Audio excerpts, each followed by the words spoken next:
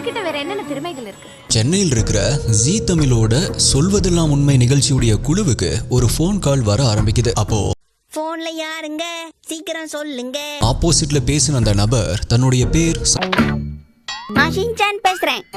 Hello hello hello hello. ஆமா, இப்ப யார் போன் பண்ணாங்க? எனக்கு என்னமா தெரியும்? அடுத்த நாள் சொன்ன நேரத்துல கரெக்ட் டைமுக்கு வந்து நின்ன அந்த காதல் ஜோடியை கூப்பிட்டு என்ன நடந்துச்சு அப்படின்னு விசாரிச்ச அந்த டீம் உடனடியா அந்த 2 பேருடைய பேரண்ட்ஸ்க்கும் இன்ஃபார்ம் பண்ணி வர சொல்லிட்டு அவங்களுடைய பிரச்சனைகளை அவங்களுடைய கருத்துக்களை ஷூட் பண்ண ஆரம்பிக்கிறாங்க. உலகம் தெரியாத எங்க அப்பா, ஊரையே வித்துருவாங்க எங்க அம்மா. இவங்களுக்கு மூத்த பையன் நானு, பீத்த பொண்ணு ஈமாவாரி. ஆனா அப்படி ஷூட்டிங் போயிட்டு இருக்கும் போதே அந்த ஷூட்டிங் ஸ்பாட்டே ஒரு நிமிஷம் ஃப்ரீஸ் ஆகுற மாதிரியான ஒரு நியூஸ் அவங்களுக்கு கிடைக்க ஆரம்பிக்குது.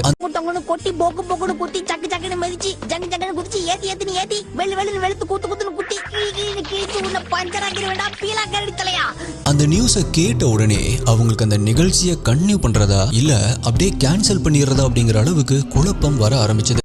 அமைதி அமைதி அமைதியோ அமைதி அமைதிக்கெல்லாம் அமைதி.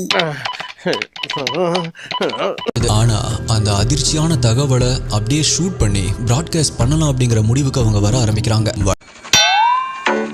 என்ன எழுதுறீங்க டாக்டர்? Medical sheet. இங்கில உங்க கர்ப்பமூச்சி எரிஞ்சு ஓடுற மாதிரியே இருக்கு உங்க கையெழுத்து. நீ இதை படிக்க வேண்டிய அவசியம் இல்ல. நீங்க பேசாம எங்க ஸ்கூலுக்கு வாங்க, 4 லைன் நோட் வாங்கி கொடுத்து உங்களுக்கு ஹேண்ட் ரைட்டிங் பிராக்டிஸ் பண்ணலாம்.